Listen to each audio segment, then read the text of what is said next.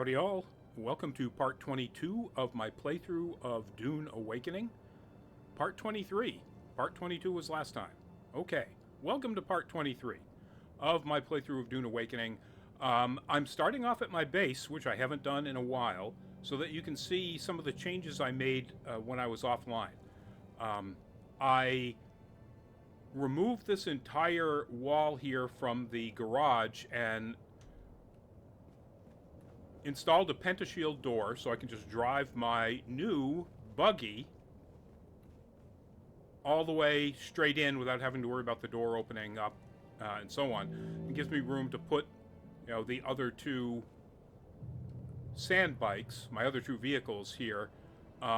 This is a Mark 1, this is a Mark 2, and I've left the booster on the Mark 2 because that's going to be my primary transportation, and the inventory on the Mark 1 because I was using that to go around and get resources, basically enough iron and then carbon to make steel to make the buggy. Now that I've got the buggy, that's almost pointless, but I'll keep it around anyway. And then I added just a couple of more things.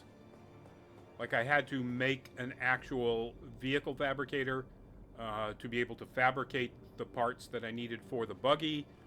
I don't think I added anything new over here. I think this is all the same.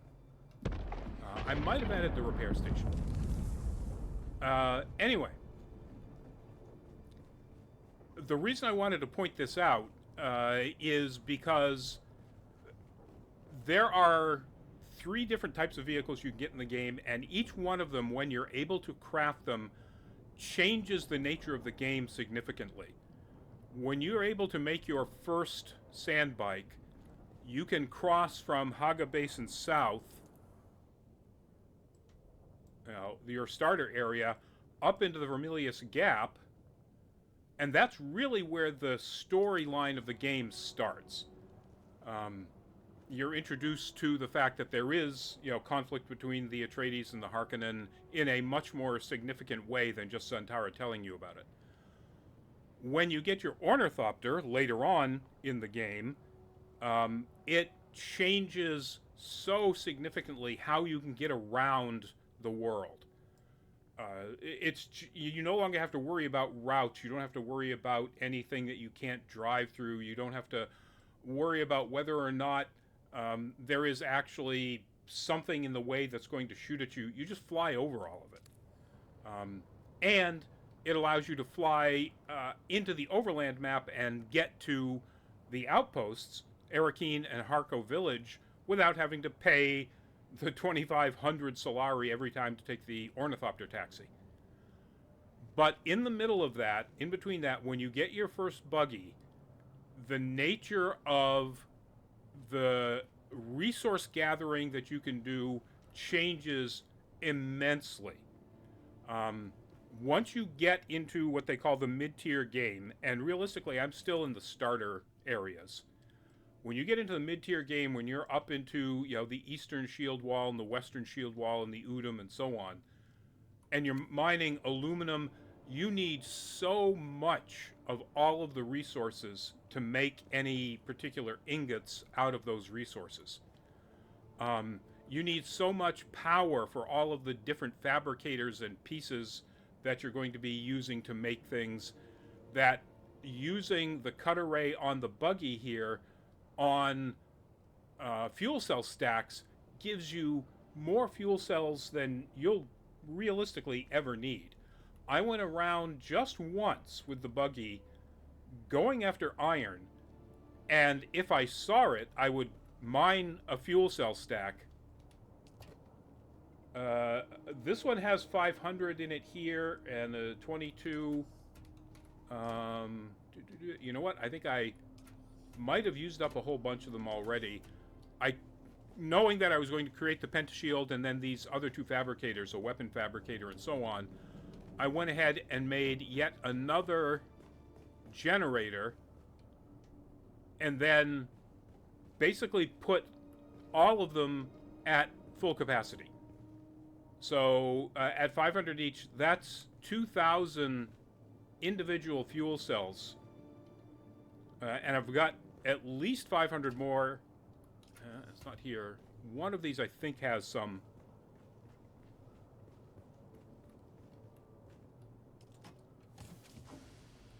Not that one, and there we go. Yeah, so I've got at least 1,383 more. And that's from one trip, literally, and not focusing on going after fuel cell stacks, focusing on getting iron. So yeah, this is it's a game changer. Literally, it changes the nature of what you do in the game, so it is a game changer. So what I'm actually going to be doing in this particular playthrough is, oh, look at the Sardaukar out there hunting. Isn't that nice? You stay over there. What I'm actually going to do is I'm going to be doing that contract that's up there on the upper right, regaining control, the second stage of the advanced Mentat training quests, which means I have to meet Kara's smuggler contact in Harko Village, which means I've got to get to Harko Village. And that means I have to take the Ornithopter taxi. So I will cut here, and I will bring you back when I'm at Harko Village and about to find that smuggler. So I'll see you in a bit. Welcome back. All right, I'm here with the Ornithopter taxi driver. I don't know, do we ever find out this person's name? Nope, just pilot. Okay. Come on, goodbye. There we go. All right, so I need to go meet the smuggler in Harko Village. Says it's interesting. It's either 171 meters in front of me or 256 meters in front of me. Let's find out. Oh, by the way, if you're doing the Harkonnen side of all of the main story quests, eventually you'll get up and meet. Oh, it doesn't tell you. I don't really want to talk to him, but something approaches Peter me. de Vries. In order to determine if it is an aid or an impediment to my plans, I must dissect it. Mentally, of course. Yeah, they portray him perhaps more so than any actor has in any actual series as totally, completely psychotic. Very cool. So I'm guessing it's this one here. I'm getting closer and closer.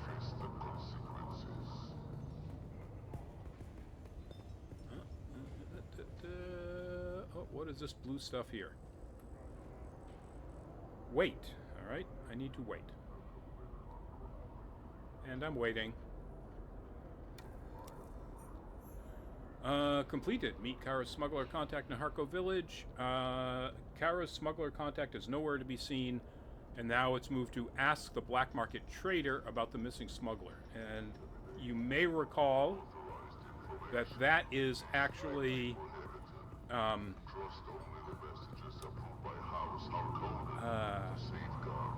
Annika?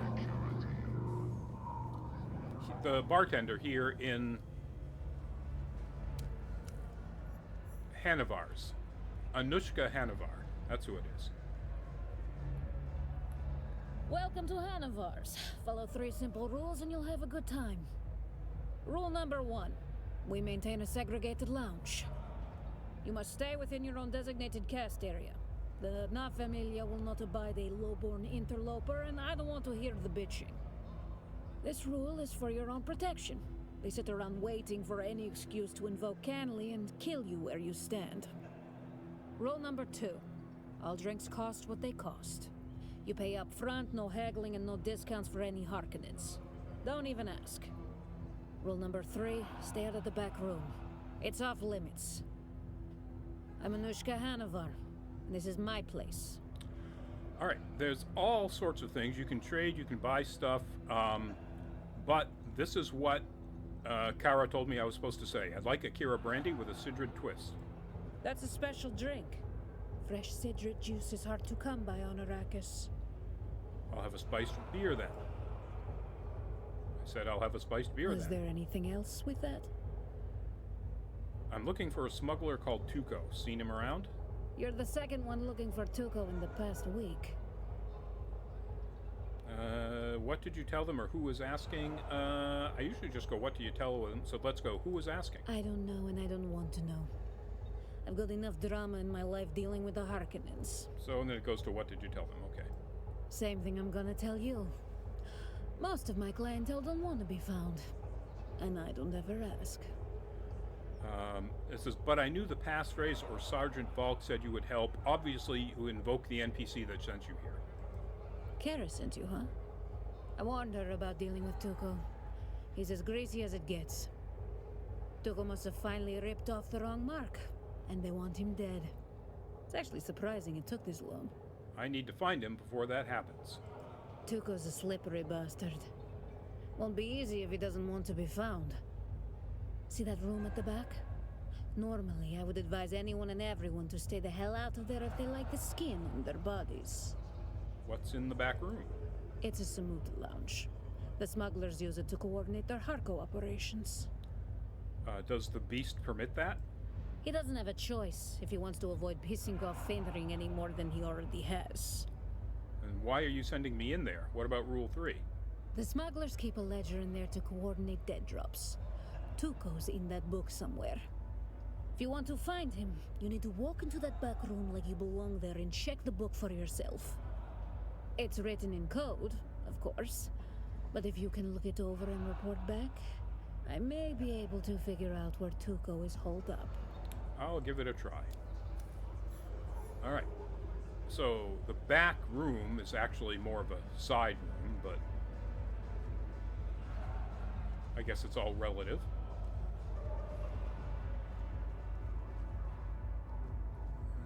It's right over here. There we go. Glance at the dead drop ledger. You spot the smuggler's call sign among a jumble of encoded coordinates.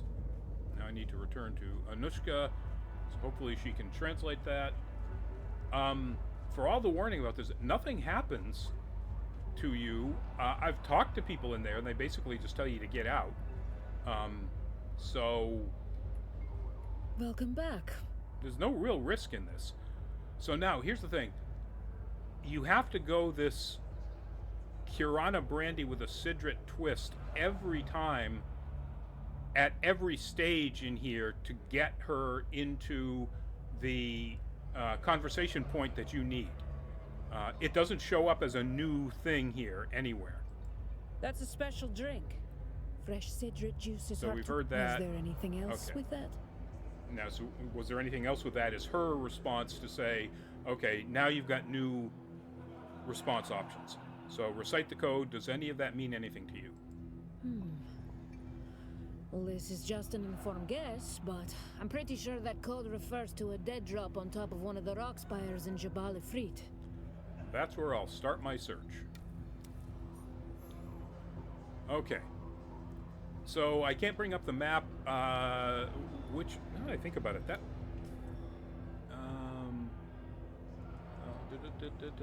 yeah, no, there's no way to change... Like, I can zoom in or out here, but I can't zoom back out to, like, the overland map and then to Haga Basin. I think that is one of the improvements that I would love to see in this game, is the ability to move, you know, up and down stages of the map. That's Anushka's back this way. I don't have anything remotely like enough money on me to buy anything. I've left some money in the guild, or the Chom bank here. Just for yucks. Let me come in and see if there's anything worth buying that I can't buy. Oh, there's a radiation suit that's almost useless. No melee weapons, no ranged weapons. Okay. Yep, that's a waste of time.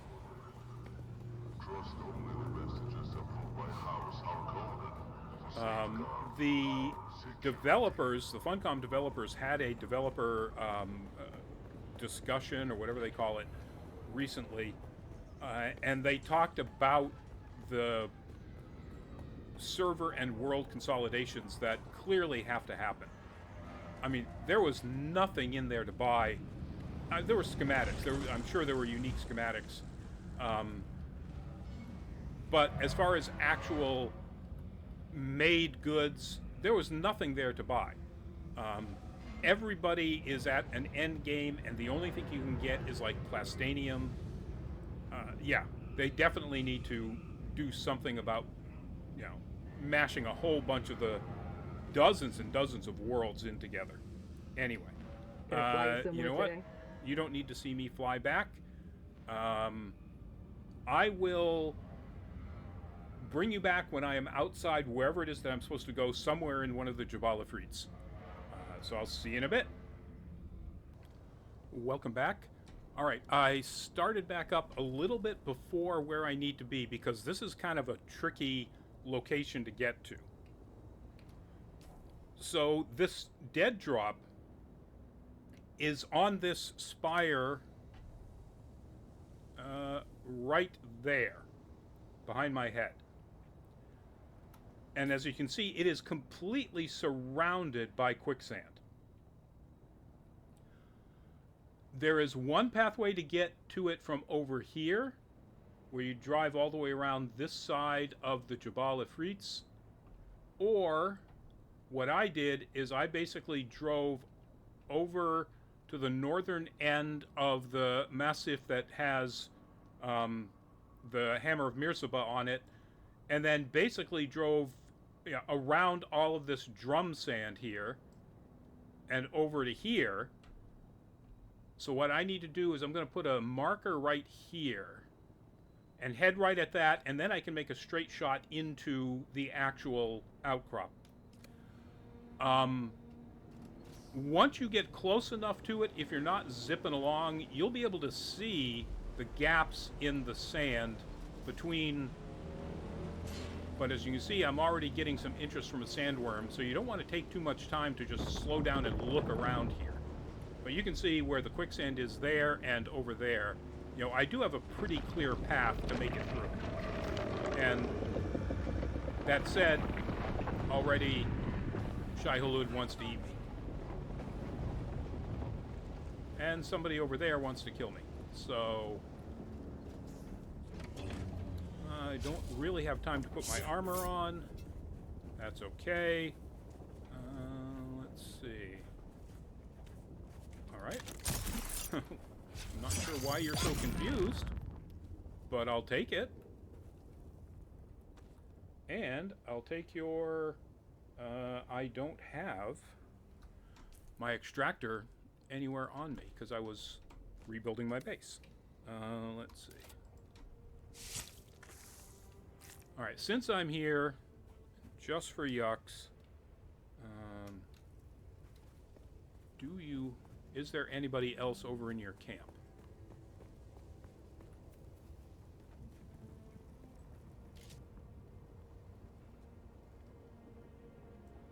Not that I can see. Not easily, anyway. Alright, let's go in and see what you got. Fuel cell. There we are. There's the goodie chest. Oh, hey! Whoa! Me without armor, I'm not going to stand right around there and just get shot at. Let's figure out... Okay, we got this guy. And come on. Alright, now.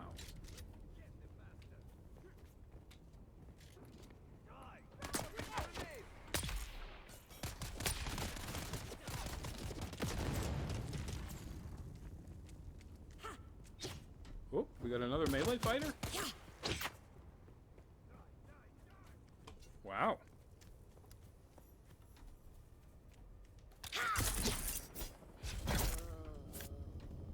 Oh, so I've already walked into where the stash is while I'm fighting 2 more people. Holy Toledo.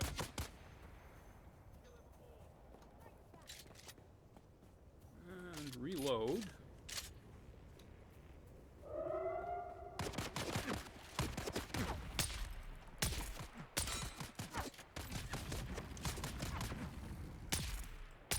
That sounded almost like a Sardaukar alarm, too. Huh. Alright, well that was interesting. Okay, so this area right here is sort of like what you saw in Harco Village. There's something that you need to do here. And let me bring up the contract.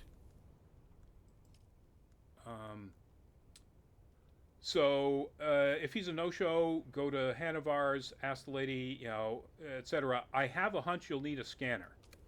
And so what you have to do is scan that to find out the next stage. But in the meantime, before I do that,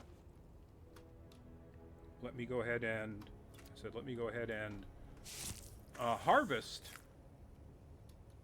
some of these surprise bad guys. Oh, that's not all right. Did they all fade away when I was running away?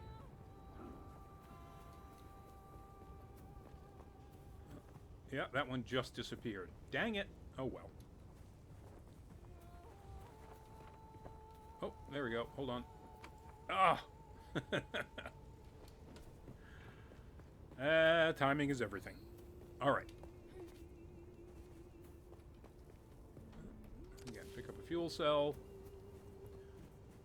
Okay. I need to put my scanner on something. Oh, I also had this handheld life scanner. Only detecting the living, so that probably wouldn't work in this situation.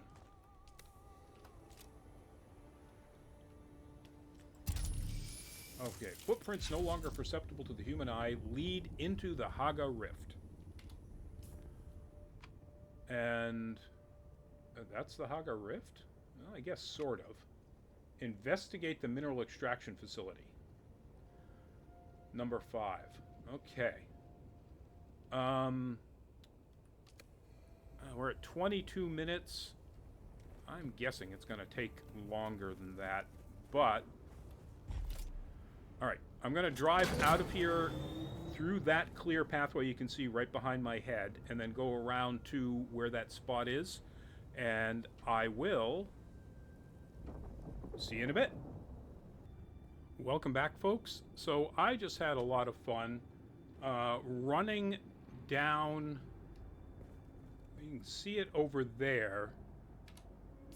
This place called Abernath's Descent, which is basically like the stairway. It's a long vertical shaft that, you know, runs down to different levels of the Haga Rift. Because that was the only way I could figure out how to get to. This is the mineral extraction facility where I need to go find Tuco, or the next stage to find Tuco, or however that's going to work. So I'm going to go ahead and... You didn't just die? Oh, you're a tough guy. All right. Work my way in here. Didn't time that right. That worked, however.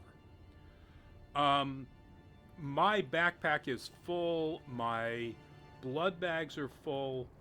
Just going down through there. I did get an awful lot of ray amplifiers, which you really need for cut arrays of a higher level.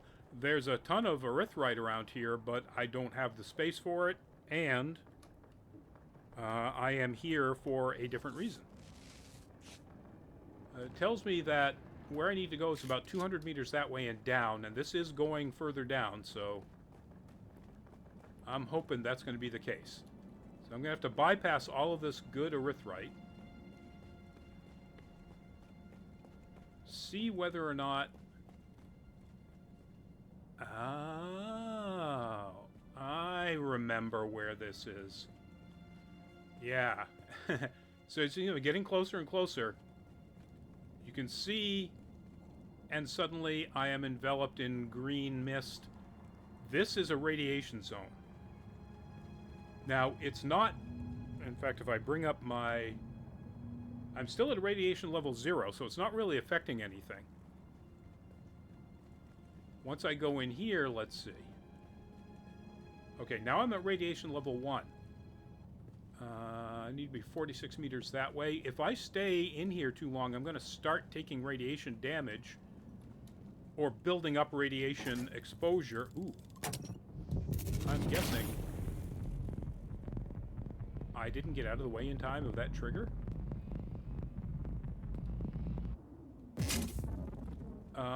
I'm guessing I don't need to be down there. It must be over there. Well, let's not fall through that. Oh, dead bodies? Yeah, I'll pick up whatever I can.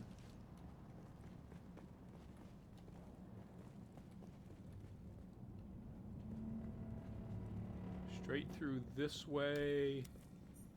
Investigate the middle. I completed investigating it. Okay. Search Tuco's remains. Oh, look at that. Smuggler's corpse is marked by ink vines. Seems their dealings with the slavers ended badly. Now I need to report back to Kara. Alright, it's going to take me forever to get out of here. So, where's a light where I can... There we go. Oh, I'm about to die. You see that red thing that's blinking? That means I've got radiation exposure to the point where it's going to cause me serious damage. And if it builds up to the point where the exposure is complete, I just die. There's no... You don't watch your health go down or anything. You just die. And now it's going down. Okay. Well, that could have ended badly and looked really stupid on my part. Anyway, I will cut here and...